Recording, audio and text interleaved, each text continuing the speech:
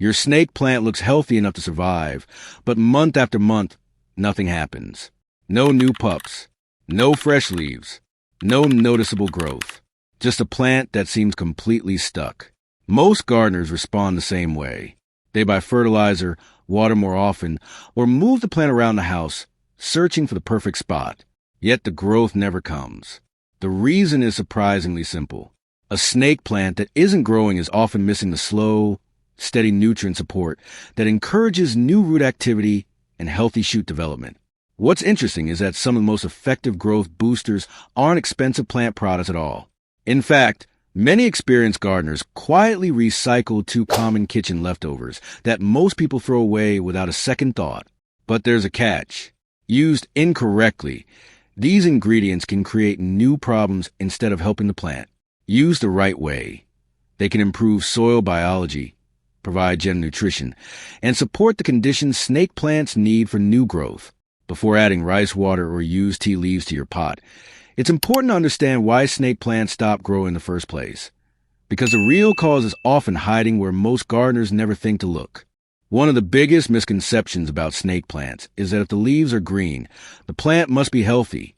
In reality, a snake plant can stay green for a very long time while barely growing at all. That's because snake plants are naturally slow growers. When conditions are less than ideal, they don't usually show dramatic warning signs. Instead, they simply stop producing new leaves and pups. Many gardeners mistake the survival mode for normal growth and don't realize there's a problem until months have passed. The most common reason is that the root system isn't active enough to support new growth. Roots are responsible for absorbing water, nutrients, and oxygen from the soil. When the potting mix becomes depleted, compacted, or biologically inactive, the roots can survive, but they don't perform at their best. This often happens in older pots. The plant may have been sitting in the same soil for a year or two. Regular watering continues, but the organic matter that once supported healthy root activity has largely broken down. As a result, the plant has very little incentive to produce new growth. Another mistake gardeners make is assuming more fertilizer is the answer. Excess fertilizer can sometimes create salt buildup in the soil, which may stress roots rather than encourage growth. So if the problem isn't simply a lack of fertilizer, what is actually happening beneath the soil surface? The answer starts with understanding how snake plant roots function and what they need before new leaves can emerge. To understand why rice water and used tea leaves can sometimes help a slow-growing snake plant, it helps to look at what happens underground first. Snake plant growth begins with the roots. Before a new leaf appears above the soil, the plant must have enough stored energy and a healthy root system capable of supporting that growth. If the roots are stressed, compacted, or sitting in biologically poor soil, the plant often chooses maintenance over expansion. This is where many gardeners misunderstand the situation. They focus on feeding the leaves, when the real activity happens around the roots. Healthy potting soil isn't just a place that holds a plant upright. It's a living environment filled with beneficial microorganisms that help break down organic matter into forms plants can use. Over time, especially in containers, that biological activity can decline. Rice water contains small amounts of starches, trace minerals, and organic compounds. While it isn't a powerful fertilizer, those compounds can serve as a food source for beneficial microbes in the soil. Used tea leaves, when properly composted, add organic matter that can gradually improve soil structure and support microbial life. The key word here is gradually. Neither ingredient works like a fast-acting fertilizer. Their value comes from helping create a healthier root environment over time. And that leads to another common mistake. Many gardeners hear about rice water online, pour large amounts into the pot, and expect immediate growth. Unfortunately, that's often where the real problems begin.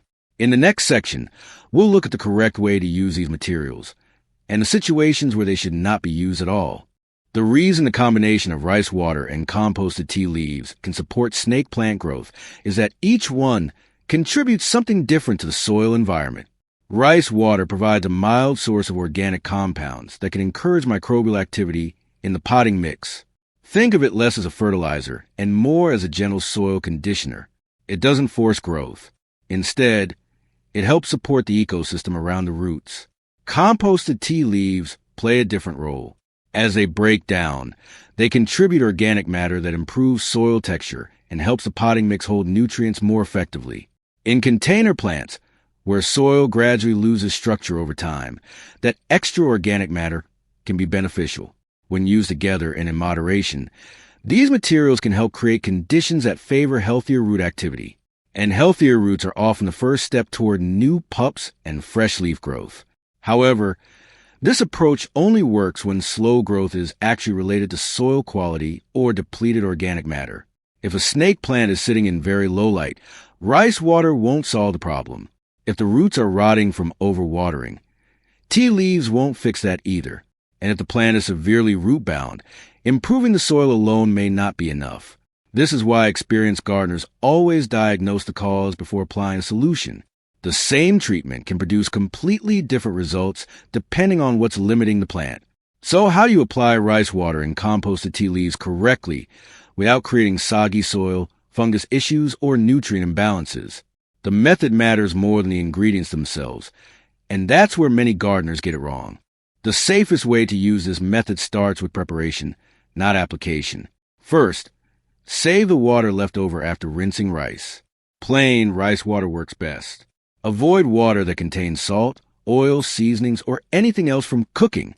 Let the rice water sit until it reaches room temperature before using it on the plant. Next, focus on the tea leaves. Freshly used tea leaves should not be piled directly onto the soil surface in thick layers. When they stay constantly wet, they can encourage mold growth and reduce airflow around the base of the plant. Instead, mix the used tea leaves into compost first, or allow them to decompose with other organic materials before adding a small amount to the potting mix. For an established snake plant, a light application is usually enough. Water the plant occasionally with rice water in place of a normal watering, then return to your regular watering schedule. The goal is to support the soil, not keep it constantly moist. Timing matters too. This method is most useful during active growing periods, typically spring and summer, when snake plants are naturally producing roots and new leaves. During cooler months, growth slows significantly, so additional organic inputs often provide little benefit. One mistake many gardeners make is increasing watering frequency because they're excited to see results. Snake plants still prefer the soil to dry between waterings. Excess moisture can quickly undo any potential benefits. And even when everything is done correctly, one important factor can still prevent new growth from appearing. And it's something many gardeners never inspect. That overlooked factor is the container itself. Many snake plants that appear stuck are actually dealing with root crowding. Over time, the rhizomes, the thick underground stems that produce new pups, expand and fill the available space inside the pot. Eventually, there may be very little room left for new growth. This creates an interesting situation. The plant may still look healthy from above, but underground it has reached a physical limit. No amount of rice water or composted tea leaves can create extra space for expanding roots and rhizomes. A quick inspection can reveal a lot. If roots are circling tightly around the inside of the pot, emerging from drainage holes, or forming a dense mass, when the plant is lifted out, repotting may provide more benefit than any soil amendment. Seasonal conditions matter as well. During spring and early summer, longer days and warmer temperatures naturally encourage snake plants to grow. During autumn and winter, growth often slows dramatically, even in healthy plants. Many gardeners mistakenly assume something is wrong when the plant is simply following its normal growth cycle. Light is another factor frequently underestimated. Snake plants tolerate low light remarkably well, but tolerance and active growth are not the same thing. A plant surviving in a dim corner may remain healthy while producing very little new growth. Understanding these limitations helps set realistic expectations. But there is one more piece of the puzzle that separates snake plants that merely survive from those that consistently produce new pups year after year. Long-term snake plant growth is usually the result of several small factors working together rather than one special ingredient. The healthiest, fastest-growing plants are typically found in a balance of bright indirect light, well-draining soil, proper watering, and occasional organic matter replenishment. When even one of those factors is missing, growth often slows regardless of what fertilizer or homemade remedy is applied. One practice experienced growers follow is refreshing the potting mix periodically rather than waiting for problems to appear. Container soil gradually breaks down, becomes denser, and loses some of the air spaces roots need. Replacing part of the old mix or repotting every few years can restore those conditions before growth stalls. It's also important to watch the plant's response rather than follow a fixed schedule. A snake plant producing new leaves, developing pups, and maintaining firm foliage is already telling you that conditions are working. Adding extra amendments in that situation may provide little benefit. Another common mistake is expecting immediate results. New root development happens first, and that process is invisible. Weeks may pass before any visible signs of growth appear above the soil line. Gardeners who understand this are less likely to overwater, over-fertilize, or constantly change their care routine. In many cases, rice water and composted tea leaves are best viewed as supporting tools, not miracle solutions. They can contribute to a healthier soil environment, but consistent growth comes from meeting the plant's basic needs over the long term. The gardeners who see the best results are often the ones who make small improvements consistently rather than searching for a single quick fix. When a snake plant stops growing, the problem is rarely as simple as a lack of fertilizer. More often, the plant is responding to conditions below the soil surface: slow root activity, depleted potting mix, limited light, overcrowded roots, or seasonal slowdowns. That's why the combination of rice water and composted tea leaves can sometimes help, not because they're miracle growth boosters, but because they can support a healthier soil environment when used correctly and in moderation. Combined with proper light, well-draining soil, and careful watering, they may help create conditions that encourage new growth over time.